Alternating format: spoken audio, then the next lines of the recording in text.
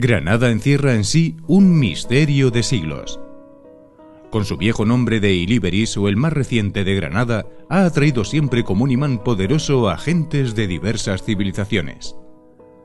Los restos de la vieja muralla ibérica, así como los de la época romana sacados a la luz por los hallazgos arqueológicos del Albaicín, son testigos mudos de esta realidad milenaria oscurecida por la invasión musulmana, que después la abrió a su vez a nuevos horizontes culturales, dejando en ella una huella imborrable. Aposento de múltiples culturas que se perciben en la heterogénea convivencia que se evidencia en el Concilio de Elvira, celebrado en esta ciudad a inicios del siglo IV. Una sociedad plural, pagana, judía y cristiana. Todo ello sale a relucir en la obra Aprobación y Defensa del Concilio Iliberritano que Fernando de Mendoza escribió en el siglo XVI. Un perfecto y elegante neolatín que la autora de este libro, Granada y el Concilio de Elvira en Fernando de Mendoza, ha traducido al español. Fernando de Mendoza lanza una ojeada histórica sobre la ciudad desde sus más remotos tiempos. No como una historia hilvanada y pretendidamente contada, sino mediante pinceladas que se desprenden de los hechos que narra.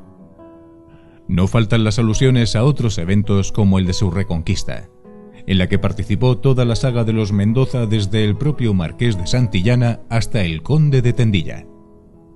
Aflora también en este libro, al presentar la figura de Mendoza, el famoso tema de los libros plumbios del Sacromonte, por la amistad que le unía con el arzobispo de Granada, a la sazón don Pedro de Castro. Todo ello emerge y se desarrolla en torno al Concilio de Elvira, tantas veces denostado a lo largo de la historia y tantas veces reivindicado, quizás nunca mejor en este caso, ni con mayor precisión y acierto que por la pluma de Fernando de Mendoza. Fernando de Mendoza, nacido en Madrid de la importante familia de los Mendoza. Su padre, don Juan Hurtado de Mendoza, poseyó la antigua casa de Mendoza en Madrid.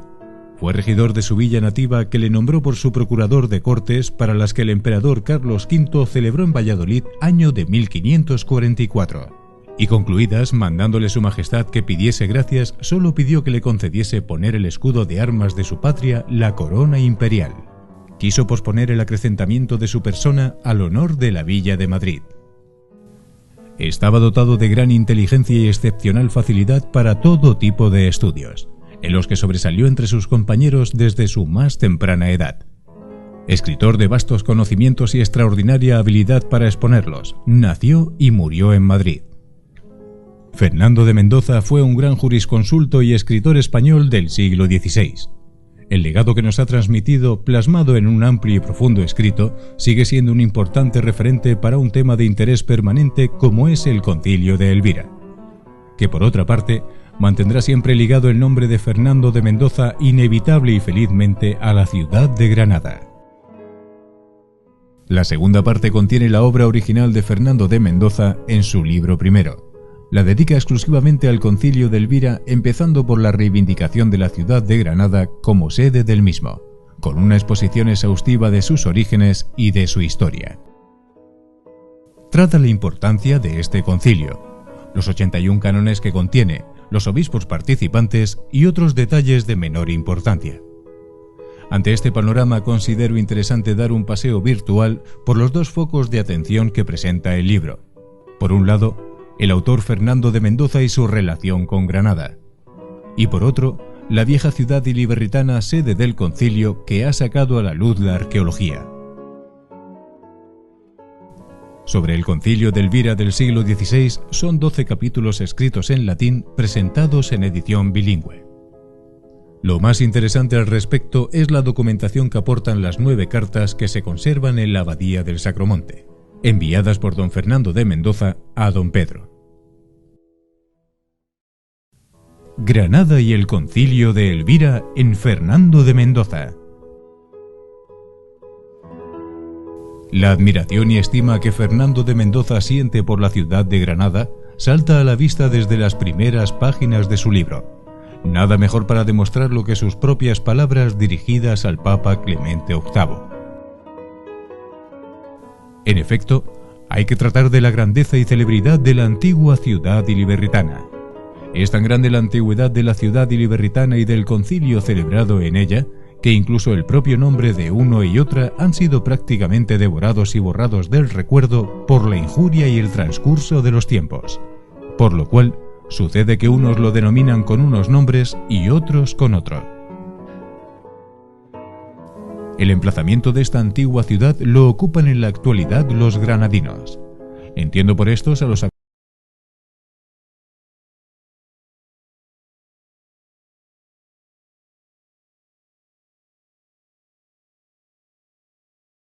habitantes de la ciudad de Granada, noble cabeza del reino de Granada, celebérrima no solo por el título de reino, sino también por ser una circunscripción jurídica de toda la Bética. En consecuencia, el monte de Elvira y la puerta de la ciudad de Granada, llamada por sus habitantes de Elvira, parece retener claramente el étimo de la antigua ciudad. Cuadro genealógico perteneciente a la familia encabezada por don Íñigo López de Mendoza, primer marqués de Santillana. Don Íñigo López de Mendoza, primer marqués de Santillana, 1398-1458. Ostentaba el cargo de capitán general de las fronteras de Granada. Intervino en su reconquista en las campañas de 1438 y 1455 bajo el reinado de Enrique IV. Su hijo Íñigo López de Mendoza y Figueroa, 1419-1479, participó también junto a su padre en las de 1438. Hacia 1455 intervino en nuevas conquistas. Por los servicios prestados, el rey Enrique IV lo nombró primer conde de Tendilla. Era el segundo hijo del marqués de Santillana. Pedro González de Mendoza, el gran cardenal. Quinto hijo del marqués de Santillana, participó en la Guerra de Granada. El escudo nobiliario con divisa Ave María de los Mendoza era respetado en toda España. En enero de 1492 alzó el pendón de Castilla sobre las más altas torres de la Alhambra, junto con su sobrino el Gran Tendilla, y bendijo la ciudad recién conquistada. Ambos acompañaron también a los reyes católicos en la entrega de las llaves de Granada por parte de Boabdil. Aflora también en este libro, al presentar la figura de Mendoza, el famoso tema de los libros plumbios del Sacromonte, por la amistad que le unía con el arzobispo de Granada, a la sazón don Pedro de Castro.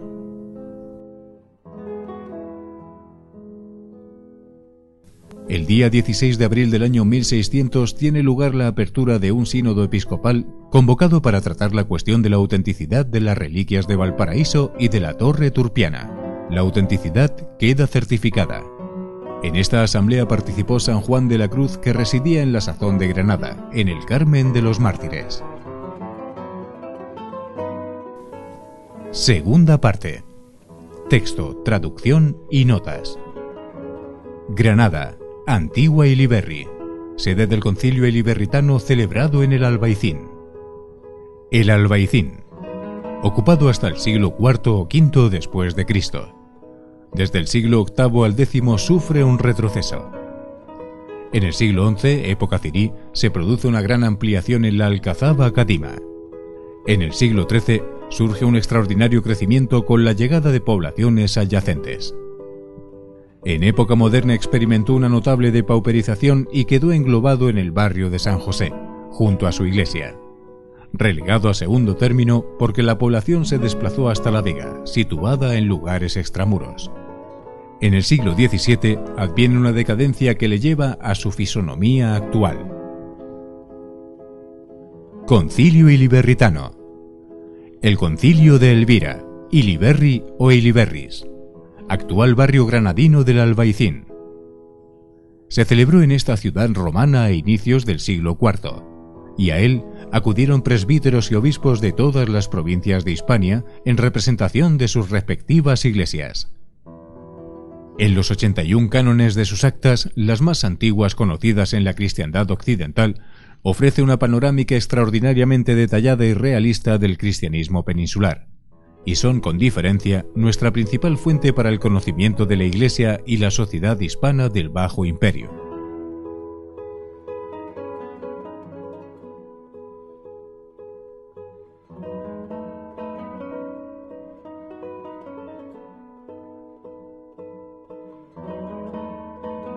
La sede del concilio. La Iliberri ibérica era en ese momento la Florencia iliberritana romana, con categoría de municipio, la segunda clase más alta de una ciudad romana. ¿Cuál fuera este pueblo? Claramente lo pregonan 10 de las 22 inscripciones auténticas registradas en la Alcazaba. Bajo el dominio romano acuñó moneda, y en ella se celebró el importante concilio del siglo IV. El primer descubrimiento conocido de vestigios romanos se verificó en 1540, en una casa situada cerca del aljibe del rey. Era un cipo cilíndrico de mármol que se encuentra actualmente en el Museo Arqueológico de Granada. Su epígrafe dice así: A Furia Sabina Tranquilina Augusta, esposa del emperador César Marco Antonio Gordiano, Pío Feliz, el devoto orden del municipio florentino y liberritano, erigió este monumento con dispendio público por decreto de los decuriones. Al demoler en 1621 una casa junto al aljibe del rey, hallaron grandes vestigios de antiguas construcciones, columnas y basas de mármol negro, grandes losas, una de las cuales sirvió de pie para la cruz de la cercana placeta de San Nicolás, y se decía que habían visto una pila bautismal. También se hallaron muchas monedas de cobre y plata romanas de la República y de Alto Imperio, y una que se creía ser de Mérida. En excavaciones del solar donde actualmente se ubica el Carmen de la Concepción, según los arqueólogos Gómez Moreno y Sotomayor, se descubrió el foro de la ciudad romana de Granada, un edificio público de gran amplitud, donde espaciábase a cielo descubierto un área enlosada de mármol, y sobre ella se distribuían estatuas con sus pedestales, que consignaban dedicaciones del municipio de Iliberri en honor a emperadores y patricios ilustres. En la Alcazaba y el Albaicín se han hallado restos abundantísimos de cementerios, trozos de vía romana, vasijas, tejas y ladrillos, inscripciones, fragmentos de estatuas, capiteles y columnas de mármol cuya grandeza atestigua la importancia de esta ciudad, que ocupaba en el Albaicín las demarcaciones de las actuales parroquias de San Nicolás, San José, San Miguel y San Juan de los Reyes, teniendo como centro la hoy llamada Placeta de las Minas. Después de presentar a los obispos y tratar otros detalles de menor relevancia, Fernando de Mendoza ofrece en el capítulo 11 una semblanza de los obispos asistentes al concilio. El obispo Félix de Guadix, Valerio de Zaragoza y sobre todo Osio, obispo de Córdoba, aparecen tratados con más extensión, quizás por poseer mayor abundancia de datos. Tras este paseo virtual por la obra de Mendoza y los lugares que pisaron los obispos de Elvira, regresamos al Albaicín, lugar donde se celebró el Concilio de Elvira.